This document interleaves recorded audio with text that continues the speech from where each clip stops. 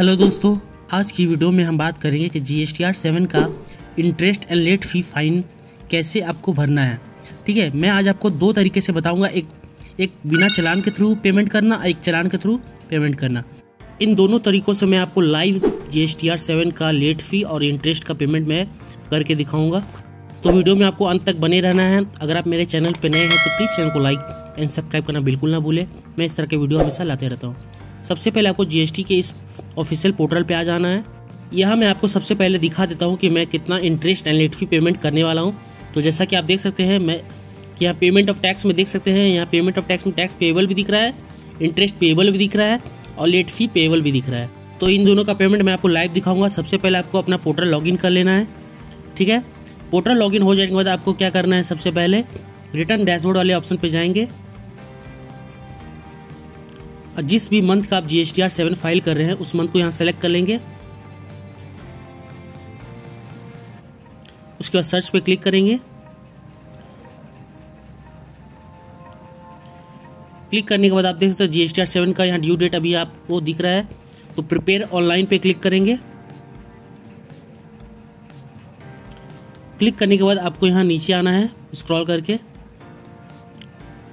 आप देख सकते हैं कि मैंने यहाँ detail of tax deducted source मैंने ऑलरेडी यहाँ फिल कर दिया है। ये कैसे फिल किया जाता है इस पर मैंने काफ़ी सारी वीडियो बनाई है, आप जाके देख सकते हैं। ये मैंने detail of tax deducted source मैंने जिस पार्टी का TDS और GST काटा है वो मैंने यहाँ फिल करके रखा है। ये कैसे फिल किया जाता है इस पर मैंने काफ़ी सारी वीडियो बनाई है, उसका मैं डिस्क्रिप्शन में लिंक डाल दूँगा। ठीक है, अब यहाँ से आपको बैक आ जाना है। अब मैं आपको यहाँ पेमेंट ऑफ टैक्स में इंटरेस्ट पेएबल का और लेट फी पेएबल का कैसे करना है वो मैं आपको दो तरीके से बताने वाला हूँ।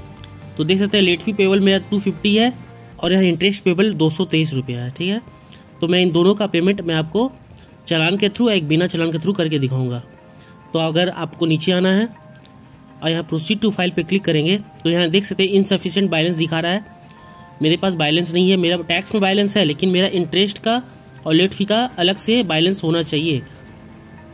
आपके टैक्स वाला बैलेंस अगर आपके में है बट इंटरेस्ट और लेट फी का बैलेंस नहीं है तो आपको यहाँ चालान क्रिएट करना पड़ेगा।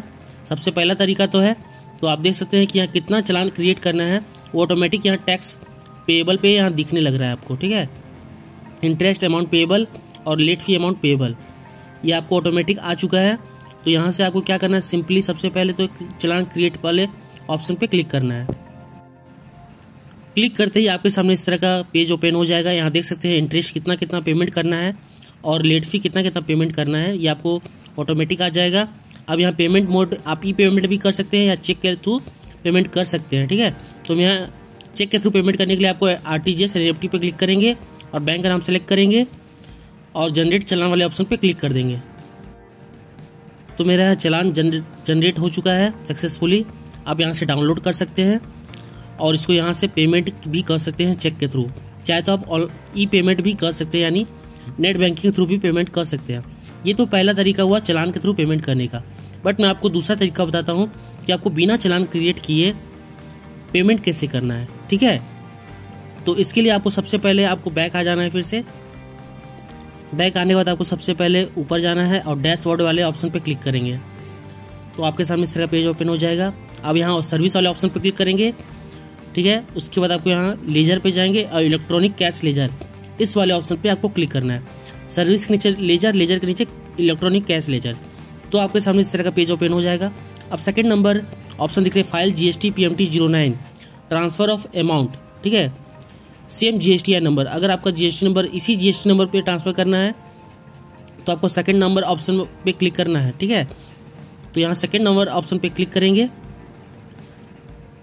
आपके सामने इस तरह का पेज ओपन हो जाएगा। यहाँ आप देख सकते हैं कि मेरा कैश लेजर में बैलेंस है बट इंटरेस्ट में और लेट फी में मेरा कोई बैलेंस नहीं दिख रहा है, शो नहीं हो रहा है, जिसकी वजह से मुझे चालान क्रिएट करने बोला जा रहा है। बट मैं क्या करूँगा, मैं कुछ पार्ट अपना टैक्स में से इंटरेस्ट और लेट फी में ट्रांसफ़र करूँगा। ठीक है, तो यहाँ अमाउंट ट्रांसफर फ्रॉम, तो मैं किस लेजर से लेना चाहता हूँ, तो CGST से लेना चाहता हूँ। मेजर हेड क्या है, टैक्स से लेना चाहता हूँ। तो ऑटोमेटिक यहाँ अमाउंट दिखने लग गया। अमाउंट जैसे देख सकते हैं मेरा जितना अमाउंट दिख रहा है CGST में वही अमाउंट यहाँ शो होने लग गया है। ठीक है, तो मैं यहाँ IGST से ले लेता हूँ। ठीक है, उसके बाद आपको अमाउंट ट्रांसफ़र टू, तो किस में आप ट्रांसफ़र करना चाहते हैं, तो IGST से मैंने टैक्स उठाया और मैं IGST के इंटरेस्ट एंड फ़ी में अमाउंट ट्रांसफ़र करूँगा। तो जितना जितना आपने चालान देखा था, इंटरेस्ट का कितना अमाउंट था और लेट फ़ी का कितना अमाउंट था, आपको यहाँ फिल कर देना है।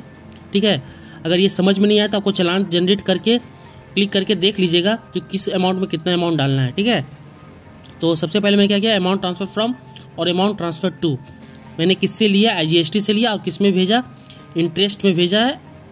ठीक है, मैंने सेव कर दिया यहाँ।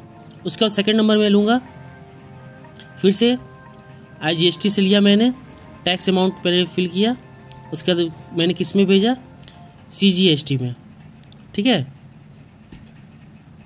अब मैं कितना अमाउंट ट्रांसफ़र करूँगा, यहाँ डालूँगा इंटरेस्ट में कितना अमाउंट डालूँगा और फ़ी पे कितना डालूँगा, ये मैं यहाँ फिल कर दूँगा और फिर से सेव वाले ऑप्शन पे क्लिक कर दूँगा। ठीक है, इसी तरह आपको जिस अमाउंट से लेना है यस कर देंगे। तो मैंने देख सकते हैं यहाँ 2 डाटा मैंने सेव कर लिया है।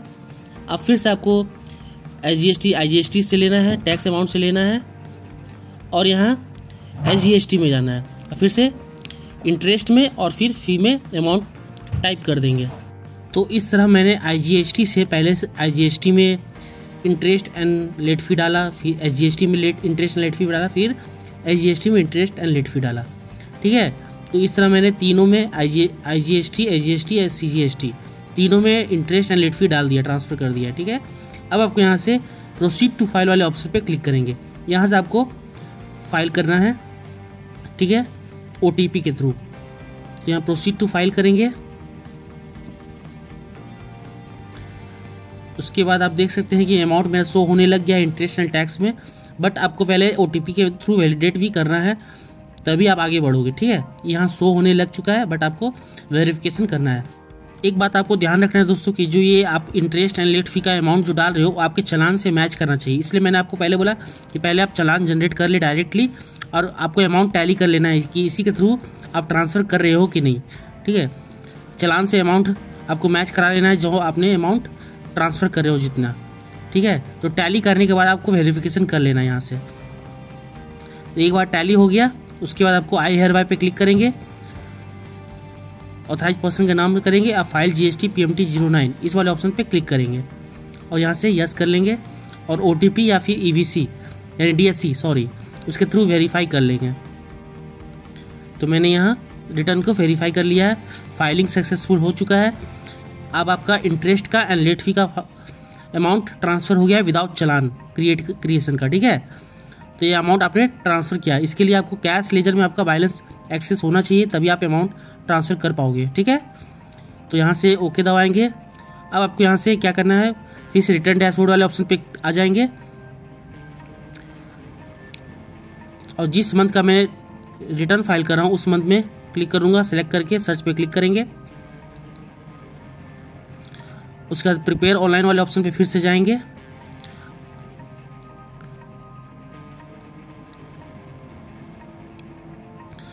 यहाँ रेडी टू फाइल दिखा रहा है। अब आपको यहाँ से नीचे आना है, देख सकते हैं ये मेरा अभी भी इंटरेस्ट एंड लेट फ़ी दिख रहा है। यहाँ प्रोसीड टू फाइल करेंगे। अब मेरा इनसफिशिएंट बैलेंस नहीं दिखा रहा है क्योंकि मैंने यहाँ अमाउंट ट्रांसफ़र कर दिया। देख सकते हैं इंटरेस्ट में मेरा दिख रहा है, लेट फ़ी पे भी अमाउंट दिख रहा है। ठीक है, टोटल 223 रुपये इंटरेस्ट दिख रहा है और 250 मेरा फ़ी दिख रहा है।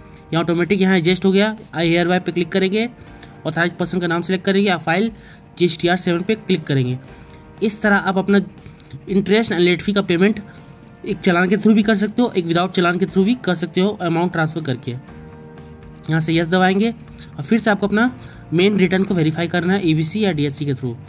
तो यहाँ से अपना OTP या फिर DSC के थ्रू वेरीफाई कर लोगे तो आपका GSTR 7 सक्सेसफुली फाइल हो जाएगा। DSC के थ्रू वेरीफाई करने के बाद देख सकते हैं मैं रिटर्न यहाँ सक्सेसफुली वेरीफाई हो चुका है और मेरा GSTR 7 उस मंथ का फाइल हो चुका है। तो आज की वीडियो में मैंने बताया कि आपको GSTR 7 में अगर आपका इंटरेस्ट या लेट फ़ी लगता है तो उस इंटरेस्ट को या लेट फ़ी को कैसे पेमेंट करना है। एक चालान के थ्रू भी पेमेंट कर सकते हैं डायरेक्ट चालान क्रिएशन करके, और एक विदाउट चालान यानी GST PMT 09 फाइल करके आप कैश लेजर से इंटरेस्ट में और लेट फ़ी में अमाउंट ट्रांसफ़र कर सकते हो। ठीक है, मेरा स्टेटस यहाँ फाइल दिखा रहा है। तो इस तरह आप अपना GSTR 7 with interest and with late fine payment कर सकते हो। अगर आपको समझने में कोई भी प्रॉब्लम हो तो प्लीज़ मुझे कमेंट करें, मैं हर किसी को रिप्लाई करूँगा।